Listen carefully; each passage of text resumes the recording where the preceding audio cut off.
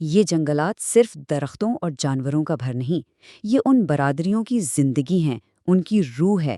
نسل در نسل انہوں نے زمین کی حفاظت کی ہے، اس کے ساتھ جیا ہے۔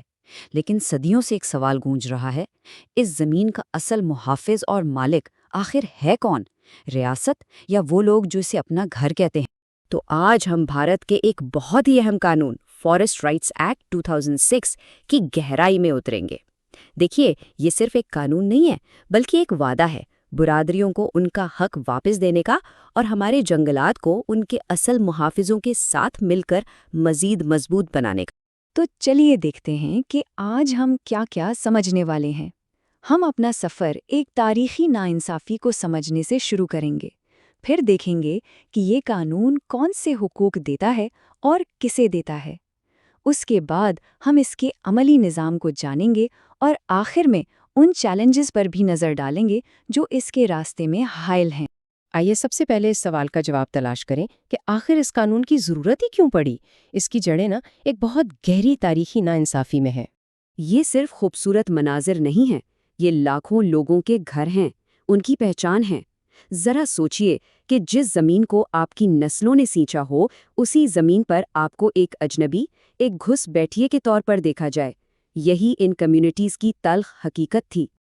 یہ ناانصافی شروع ہوئی نو آبادیاتی دور میں، جب جنگلات کو اچانک ریاستی ملکیت قرار دے دیا گیا۔ جو لوگ صدیوں سے وہاں رہتے تھے، انہیں ایک دم سے ان کے روایتی حقوق سے محروم کر دیا گیا۔ ان سے نہ صرف ان کی زمین چھینی گئی، بلکہ فیصلے کرنے کے عمل سے بھی پوری طرح باہر نکال دیا گیا۔ اور ستم ظریفی یہ ہے کہ آزادی کے بعد بھی یہ سوچ نہیں بدلی۔ جنگل کے اصل باشندوں کو ہی تجاوزات کرنے والے یعنی انکروچرز کا لیبل لگا دیا گیا۔ ترقی اور تحفظ کے نام پر انہیں بغیر کسی معاوضے یا تحفظ کے ان کے ہی گھروں سے بے دردی سے بے دخل کیا جاتا رہا۔ پھر سال 2006 میں ایک اہم موڑ آیا، فارسٹ رائٹس ایکٹ۔ یہ قانون صرف کاغذ کا ایک ٹکڑا نہیں تھا، بلکہ ایک اعتراف تھا، صدیوں کی ناانصافی کا اعتراف، اور ان کمیونٹیز کو ان کا وقار اور حق واپس دلانے کا ایک ٹھوس قدم۔ تو اب جب ہم نے کیوں کو سمجھ لیا ہے، آئیے دیکھتے ہیں کہ یہ قانون کیا دیتا ہے۔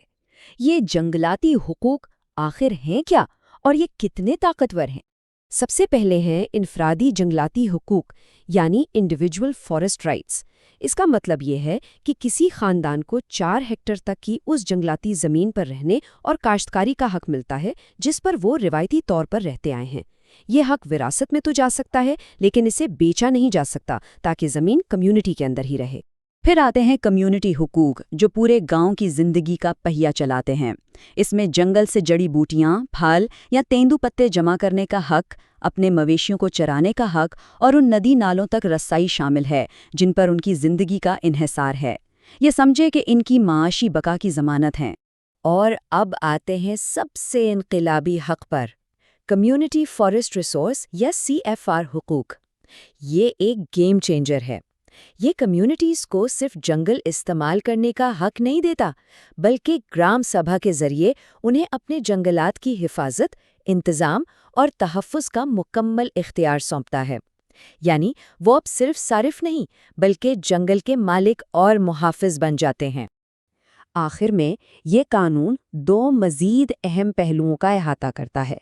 ایک، یہ انتہائی کمزور قبائلی گروہوں کے رہائشی حقوق کو تسلیم کرتا ہے، اور دوسرا، یہ ترقی کا راستہ بھی کھولتا ہے، جس کے تحت گرام سبھا کی منظوری سے جنگل میں اسکول اور سڑکوں جیسی بنیادی سہولیات بھی تعمیر کی جا سکتی ہیں۔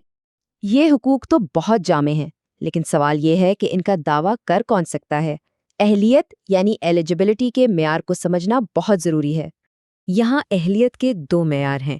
پہلا، شیڈیول ٹرائبز کے لیے، جنہیں صرف یہ ثابت کرنا ہے کہ وہ 13 دسمبر 2005 کو جنگل پر منحصر تھے، لیکن دوسرا، دیگر روایتی باشندوں کے لیے، جہاں شرط بہت سخت ہے۔ انہیں یہ ثابت کرنا پڑتا ہے کہ ان کی کم از کم 3 نسلیں یعنی 75 سال اسی جنگل میں رہتی آئی ہیں۔ اب سوچئے، تحریری ریکارڈ کے بغیر یہ ثابت کرنا اکثر ایک بہت بڑا چیلنج بن جاتا ہے۔ اچھا، تو حقوق کی بات ہو گئی، اہلیت کی بھی، لیکن یہ حقوق کاغذ سے نکل کر حقیقت کیسے بنتے ہیں؟ آئیے اس کے عملی نظام کو مرحلہ وار سمجھتے ہیں۔ یہ ڈھانچہ اس قانون کی روح کو ظاہر کرتا ہے۔ یہ ایک باٹم اپ یعنی نچلی سطح سے اوپر جانے والا نظام ہے۔ یہاں طاقت بیوروکریسی کے ہاتھوں میں نہیں بلکہ گاؤں کی سطح پر گرام سبھا سے شروع ہوتی ہے اور پھر اوپر ضلع اور ریاستی کمیٹیوں تک جاتی ہے۔ یہ عمل 5 مراحل پر مشتمل ہے۔ سب سے پہلے کوئی بھی شخص یا کمیونٹی اپنا دعویٰ گرام سبھا میں دائر کرتی ہے، پھر گاؤں کی ہی فارسٹ رائٹس کمیٹی اس کی زمینی تصدیق کرتی ہے۔ اس کے بعد گرام سبھا ایک قرارداد پاس کرتی ہے جسے سب ڈویژنل کمیٹی جانچتی ہے، اور آخر میں ڈسٹرکٹ لیول کمیٹی حتمی منظوری دے کر حقوق کا ٹائٹل جاری کرتی ہے۔ تو یہ بات بالکل واضح ہے، گرام سبھا اس پورے قانون کا دل ہے۔ یہی وہ ادارہ ہے جو دعوے شروع کرتا ہے، تصدیق کرتا ہے اور جنگل کا انتظام سنبھالتا ہے۔ یہاں تک کہ زبانی گواہی کو ثبوت ماننے کا اختیار بھی اسی کے پاس ہے۔ یہ اختیارات کی حقیقی منتقلی ہے جو طاقت کو مقامی لوگوں کے ہاتھوں میں دیتا ہے۔ کاغذ پر تو یہ قانون بہت طاقتور لگتا ہے، لیکن کیا زمین پر بھی اس کی طاقت نظر آتی ہے؟ آئیے اپنے آخری حصے میں ان حقیقی چیلنجز کا سامنا کریں جو اس کے راستے میں کھڑے ہیں۔ زمینی حقیقت کافی پیچیدہ ہے۔ سب سے بڑی رکاوٹ تو آگاہی کی کمی ہے۔ بہت سے گاؤں والوں کو اپنے حقوق کا علم ہی نہیں۔ اگر وہ دعویٰ دائر کر بھی دیں تو تصدیق کا عمل سالوں تک لٹکا رہتا ہے۔ کئی جگہوں پر کمیونٹی جنگلات کی نقشہ سازی غلط کی گئی ہے، اور اگر کسی کو حق مل بھی جائے تو اس کے بعد روزی روٹی کے لیے مدد نہ ہونے کے برابر ہے۔ اس کی ایک تازہ مثال جموں کشمیر ہے، جہاں یہ قانون 2019 میں نافذ ہوا۔ وہاں اسے پرانے ریاستی قانونوں کے ساتھ ہم آہنگ کرنے میں منفرد مشکلات پیش آ رہی ہیں۔ یہ ہمیں دکھاتا ہے کہ ایک ہی قانون کا نفاذ ملک کے مختلف حصوں میں کتنا مختلف اور چیلنجنگ ہو سکتا ہے۔ تو آگے کا راستہ کیا ہے؟ ماہرین کے مطابق حل کثیر الجہتی ہے۔ ہمیں گرام سبھا کو مزید تربیت اور وسائل دینے ہوں گے، دعووں کے عمل کو تیز کرنے کے لیے ٹیکنالوجی کا استعمال کرنا ہوگا، حقوق ملنے کے بعد لوگوں کو روزی روٹی کے پروگراموں سے جوڑنا ہوگا، اور سب سے اہم، مختلف سرکاری محکموں کو مل کر کام کرنے کی ضرورت ہے۔ یہ اقتباس اس قانون کی پوری روح کو سمیٹ لیتا ہے۔ FRA صرف حقوق کا قانون نہیں، یہ لوگوں اور جنگلات کے درمیان شراکت داری کا قانون ہے۔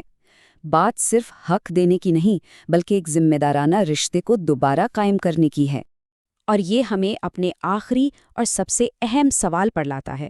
حقوق کے ساتھ ذمہ داریاں بھی آتی ہیں، تو کمیونٹیز اور ریاست کے درمیان یہ نئی شراکت داری کیسے یقینی بنائے گی کہ ہمارے جنگلات آنے والی نسلوں کے لیے بھی محفوظ رہیں؟ یہ ایک ایسا سوال ہے جس کا جواب ہم سب کو مل کر تلاش کرنا ہے۔